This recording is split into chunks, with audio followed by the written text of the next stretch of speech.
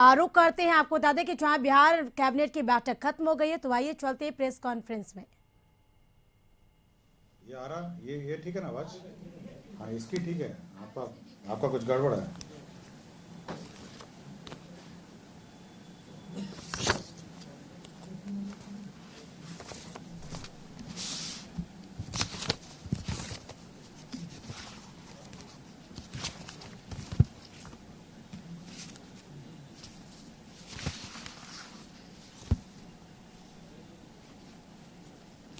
आज राज्य सरकार ने मंत्रिपरिषद में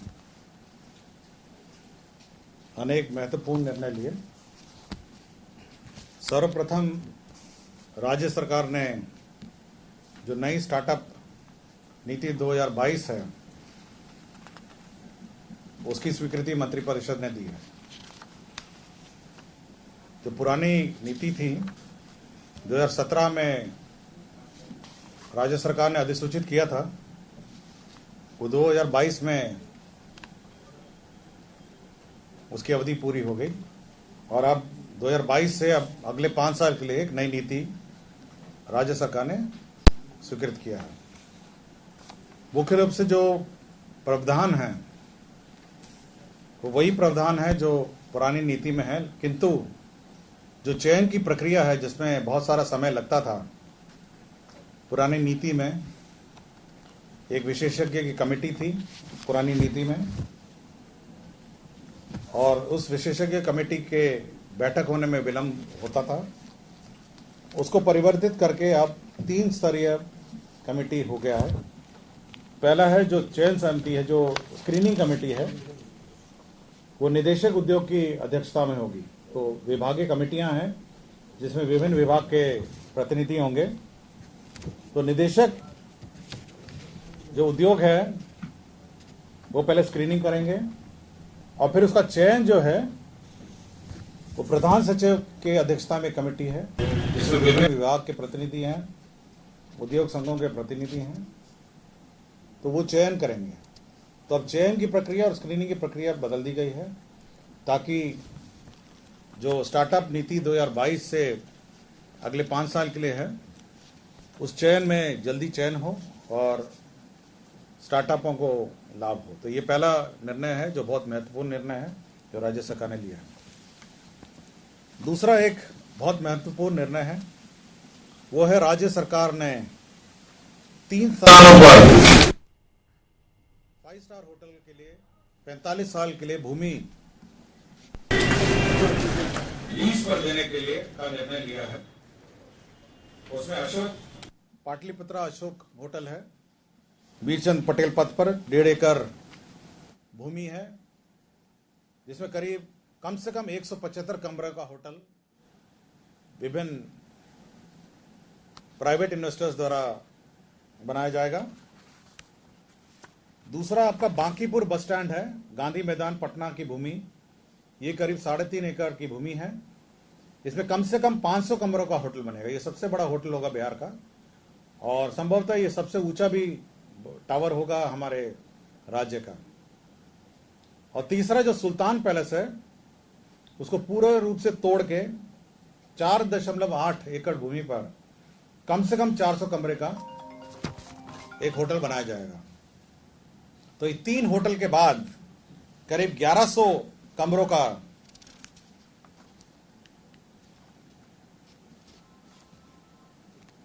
कम से कम 1100 कमरे हमारे इस प्रस्ताव से स्थापित हो सकेंगे।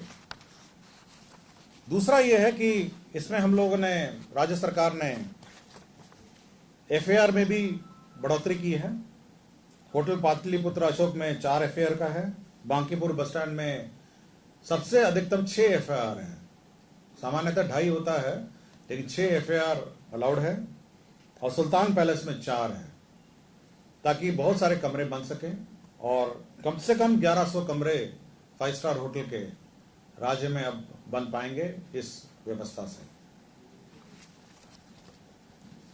तीसरा महत्वपूर्ण निर्णय है, राज्य में स्थापित जो पशु विज्ञान विश्वविद्यालय में अध्ययनरत पीजी, पीएचडी, फेलोशिप और इंटर्न के मानदेय में वृद्धि मंत्रिपरिषद ने स्वीकृति का निर्णय लिया है। इसमें एमवी साइंस के 2 साल का जो कोर्स है उसमें प्रस्तावित मानदेय 7,650 प्रति माह कर दिया गया है। पीएचडी 3 साल का जो कोर्स है उसमें 12,000 प्रति माह प्रस्तावित मानदेय स्वीकृत कर दिया गया है। संजय गांधी डेयरी तकनीकी संस्था पटना में एमटेक डेयरी टेक्नोलॉजी 2 साल का है, 7,650 का मानदेय कर दिया गया है। मत्स्य महाविद्यालय किशनगंज है, ये एमएफ साइंस है, 2 साल का कोर्स है, 7,650 कर दिया गया है। और इंटर्नशिप 6 महीने का बिहार पशु चिकित्सा महाविद्यालय पटना है, इसका 15,000 रुपये कर दिया है। तो ये एक महत्वपूर्ण निर्णय है हमारे राज्य में अध्ययनरत हमारे छात्रों के लिए। बिहार पशु चिकित्सा महाविद्यालय पटना, भाई साहब थोड़ा माइक थोड़ा कम करेंगे, थोड़ा गूंज रहा है। बिहार पशु चिकित्सा महाविद्यालय पटना एमवी साइंस का 2 साल का कोर्स है। इसमें मानदेय है 7,650। पीएचडी 3 साल का है इसी महाविद्यालय में, 12,000 रुपये प्रति माह है मानदेय। संजय गांधी डेयरी तकनीकी संस्था पटना है, ये एमटेक डेयरी टेक्नोलॉजी 2 साल का कोर्स है, 7,650। मत्स्य महाविद्यालय किशनगंज एमएफ साइंस है 2 साल का, 7,650 प्रति माह। और इंटर्नशिप 6 महीने का बिहार पशु चिकित्सा महाविद्यालय पटना 15,000 प्रति माह। ये इसके रेट कम थे, पहले 2,000, 3,000, 2,000, 5,000 थे, इसको बढ़ा के हम लोगों ने जो अधिकतम है, अगर लास्ट अब देखेंगे बिहार वेटनरी कॉलेज पटना के उसमें मानदेय था 5,000, जिसे बढ़ा के 15,000 कर दिया है। मतलब जस्ट एक मैं अब नमूने के तौर पे आपको बता रहा हूँ, 5,000 को बढ़ा के 15,000 हो गया है बिहार पशु चिकित्सा महाविद्यालय के इंटर्नशिप। पुराना वाला पढ़ूं, एमवी साइंस का है 2,000 था पहले, पीएचडी 3 साल वाले का 3,000 था। Sanjay Gandhi Institute of Dairy Technology MTech dairy में 2,000 था और इंटर्नशिप का बिहार वेटनरी कॉलेज का 5,000 था।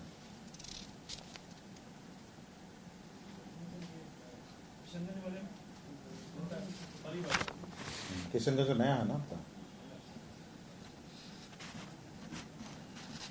एमएफ साइंस है 2 साल, 7,650। ठीक है।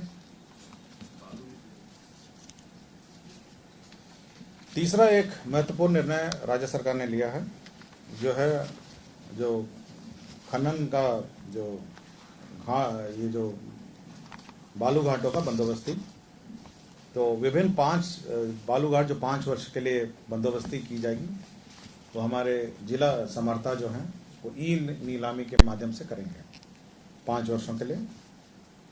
इसमें जो रिजर्व जमा है, सुरक्षित जमा है, वो जो सुरक्षित जमा 2021 में प्राप्त थी, जो के आलोक में प्राप्त राजस्व पर 50% की वृद्धि हुई। निविदा हेतु सुरक्षित जमा की राशि वर्ष 2021 में प्राप्त राजस्व पर 50% की वृद्धि कर निर्धारित की जाएगी। ये जो सुरक्षित जमा है उसमें संशोधन किया है। 5 वर्षों की बंदोबस्ती के लिए समर्था को अधिकृत किया गया है कि वो ई नीलामी से करेंगे। साथ ही साथ जो बिहार बालू खनन नीति है 2019 है, उसमें भी परिवर्तन किया गया है। तो 2 आज प्रस्ताव आए थे मंत्रिपरिषद में और दोनों पर स्वीकृति दी गई। तो दूसरा प्रस्ताव ये था, जो बालू खनन नीति 2019 है उसमें भी संशोधन है। इसमें जो प्रतिभूति राशि है, सुरक्षित जमा है, उसको 10 से बढ़ा के 25 कर दिया है और प्रतिभूति राशि समानुदान मूल्य का 25% होगा। ये पहले 10% था, इसको भी 25 कर दिया गया। तो 2 संशोधन ये किया है, सुरक्षित जमा का 25% और प्रतिभूति राशि समानुदान मूल्य का 25% हो गया। तो दो जगह ये संशोधन है।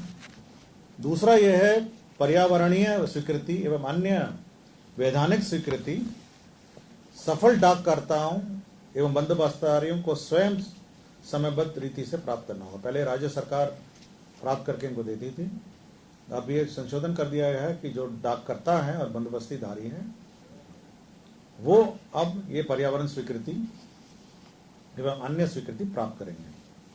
साथ ही साथ सफल डाककर्ता बंदोबस्तधारी QCI और नेबेट से मान्यता प्राप्त RQP तैयार करेंगे। जो माइनिंग प्लान है वो भी वे स्वयं विभिन्न जो स्थापित संस्थाएं हैं, क्वालिटी काउंसिल ऑफ इंडिया है, नेबेट है, NABET, इसके माध्यम से करेंगे।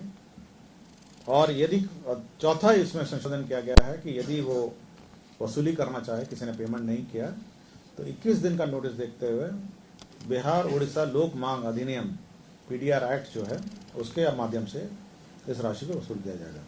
पहले इस समय सीमा निर्धारित नहीं था, अब है कि 21 दिन का नोटिस देंगे और 21 दिन के नोटिस के बाद इसकी वसूली की जाएगी। हाँ, स्टेट गवर्नमेंट जिला पदाधिकारी देंगे और उसके बाद वसूली की जाएगी। ये समय सीमा नहीं निर्धारित था और लोग समय ज़्यादा लेते थे और अनलिमिटेड समय तक पेंडिंग रखते थे।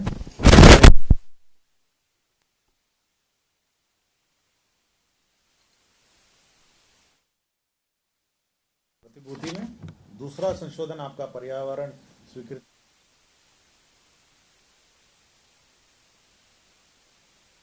स्वयं डाककर्ता और बंदोबस्तदारी करेंगे। और चौथा जो है वो बकाया वसूली के लिए 21 दिन का नोटिस है। तो ये 4 संशोधन किए गए हैं। एक और महत्वपूर्ण निर्णय मंत्रिपरिषद ने आज लिया है, वो है इंस्टीट्यूट ऑफ पेट्रोकेमिकल टेक्नोलॉजी की स्थापना। तो बीटा में एक इंस्टीट्यूट ऑफ पेट्रोकेमिकल टेक्नोलॉजी की स्थापना की जाएगी और इसमें कुल 84 करोड़ 33 लाख का व्यय होगा। राज्य सरकार 25 करोड़, भारत सरकार 25 करोड़ 65 लाख लगाएगी और राज्य सरकार 58.67 करोड़ लगाएगी। और साथ ही साथ 10 एकड़ भूमि भी राज्य सरकार ने निःशुल्क संस्था को दिया है। तो इंस्टीट्यूट ऑफ पेट्रोकेमिकल टेक्नोलॉजी ये एक ब्रांच है, ये central institute of petrochemicals engineering and technology CPET मुख्यालय चेन्नई है इसका मुख्यालय। ये भारत सरकार का ही इंस्टीट्यूट है। तो उसी के द्वारा इंस्टीट्यूट ऑफ पेट्रोकेमिकल टेक्नोलॉजी अब बिहार में भी स्थापित की जाएगी। इसमें हमारे यहाँ के छात्रों को, स्टूडेंट्स को पेट्रोकेमिकल पर प्रशिक्षण दिया जाएगा। तो ये महत्वपूर्ण संस्था है और महत्वपूर्ण निर्णय राज्य सरकार का है। इसके अतिरिक्त अनुसूचित जाति जनजाति कल्याण विभाग में 2 भीमराव अंबेडकर आवासीय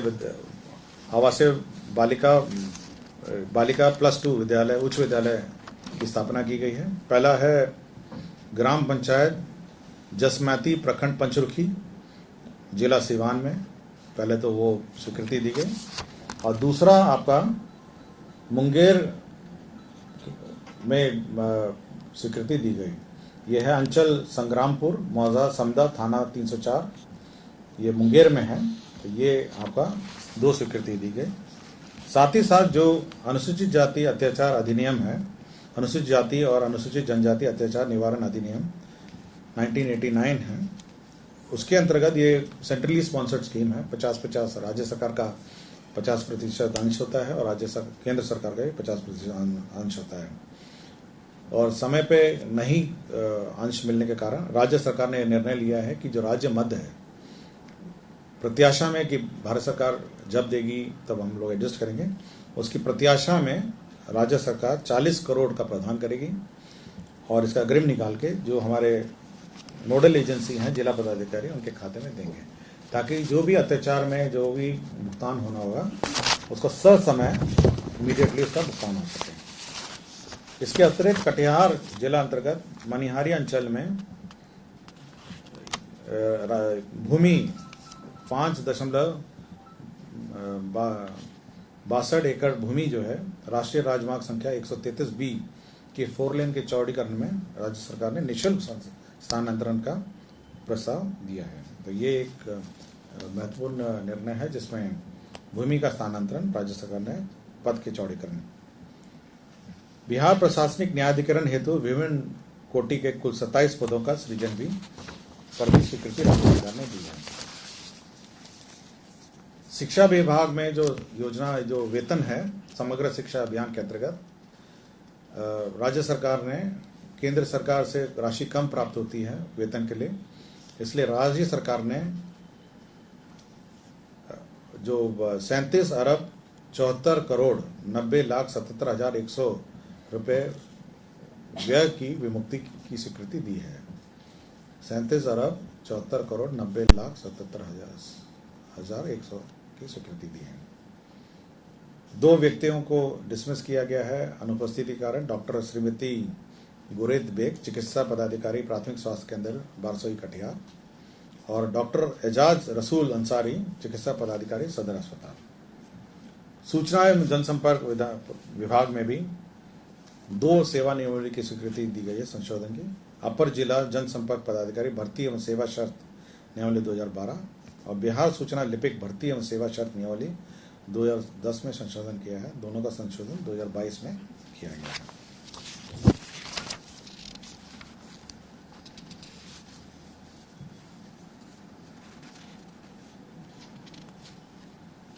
शिक्षा विभाग में ही जो आप जानकारी होगी कि बिहार विद्यालय परीक्षा समिति संबद्धता नियमावली 2011 के आलोक में राज्य में अनुदानित 599 इंटर स्तरीय महाविद्यालय +2 एवं 16 माध्यमिक विद्यालय में से 461 इंटर स्तरीय महाविद्यालय +2 एवं 15 माध्यमिक विद्यालय को संबद्धता के लिए मापदंड के लिए समय निर्धारित किया गया था। ये समय 31 दिसंबर 2021 को समाप्त हो गया था। आपको जानकारी होगी ये समय समय पर ये बढ़ा है और आखिरी बार ये 31/12/2021 तक ये बढ़ाया गया था। अब क्योंकि कोरोना काल में ये कुछ संस्थाएं अपने मापदंड को पूरा नहीं कर पाए हैं, इसलिए अब विभाग के अनुरोध पे कि इसको दिसंबर 2022 किया जाए, इस पर मंत्री परिषद ने स्वीकृति दी। अब 31/12/2022 तक ये मापदंड को पूरा किया जाएगा। तो यही निर्णय है, यही महत्वपूर्ण निर्णय है जो मंत्री परिषद ने इस बार। 10-11 से क्या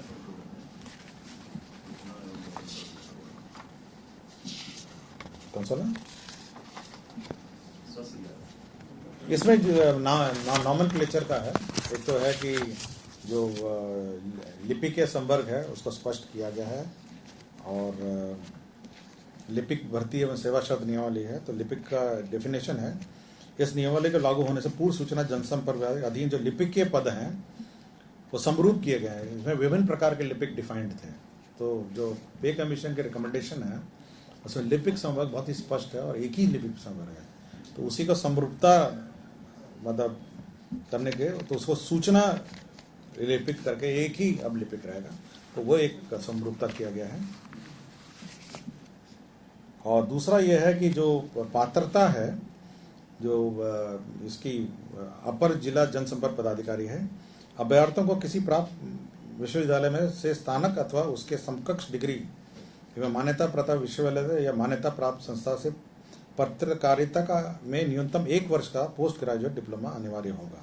तो ये आपको ये जो प्रतिस्थापित किया गया, तो स्पष्ट किया गया कि क्वालिफिकेशन क्या है, तो ये संशोधन पर किया गया है।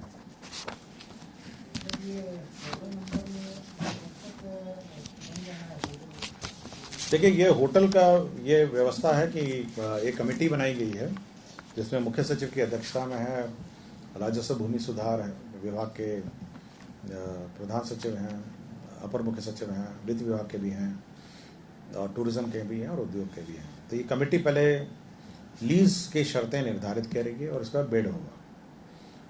बिड के बाद जो हमारे प्राइवेट प्लेयर्स हैं, जितने विश्व स्तरीय होटल हैं, वो इसके लिए बिड करेंगे और बिड के बाद वो इस होटल का निर्माण करेंगे। और ये बहुत बड़े बड़े साइज का होटल है। आप देखेंगे कि 500 कमरे का होटल है, 450 कमरे का होटल है। तो हम लोग अनुमान है कि करीब 3 साल इसको बनने में लगेगा। जो बनाएगा वही चलाएगा। वो जो बनाएगा वही चलाएगा। ये प्राइवेट प्लेयर्स आएंगे, लीज पे लेंगे और चलाएंगे। राज्य सरकार को ये लीज रेंटल जमीन का देंगे। और 1100 कमरे 5 स्टार होटल की क्षमता अब पटना में और ऐड होगी, तीनों मिला के। और ये सबसे उत्तम क्वालिटी के होटल होंगे। और आप समझ सकते हैं कि बांकीपुर बस स्टैंड का होटल और मतलब सुल्तान पैलेस का होटल और हमारे जो पाटलिपुत्र अशोक का होटल है, ये बहुत ही उच्चतम क्वालिटी के 5 स्टार होटल होंगे। हम लोग लीज की शर्त तय करेंगे कि किस आधार पर बिड होगा, नीलामी होगी इसकी, और नीलामी के आधार पर ये अलॉट होंगे। खुली नीलामी का। सर ये जो था ये स्टार्टअप वाला उसको जो कमेटी बता रहे हैं देखिए, जो महत्वपूर्ण कमेटी है, पहले तो स्क्रीनिंग कमेटी है तो स्क्रीन करेंगी, जो फाइनली स्वीकृति देगी वो कमेटी मैं पढ़ देता हूँ, उसमें कौन कौन मेंबर हैं। जो सबसे महत्वपूर्ण कमेटी है जो फाइनली स्टार्टअप को का चयन करेंगे, उसमें प्रिंसिपल सेक्रेटरी इंडस्ट्रीज उसके अध्यक्ष होंगे और डायरेक्टर होंगे डिपार्टमेंट ऑफ इंडस्ट्रीज के, फाइनेंस डिपार्टमेंट के प्रतिनिधि होंगे, साइंस एंड टेक्नोलॉजी के प्रतिनिधि होंगे, आईटी डिपार्टमेंट के प्रतिनिधि होंगे, 2 इंक्यूबेटर भी होंगे स्टार्टअप के प्रतिनिधि जो इसमें नॉमिनेट होंगे, और 2 representative association, organisation, institution promoting entrepreneurship, तो 2 संस्थाओं के प्रतिनिधि होंगे।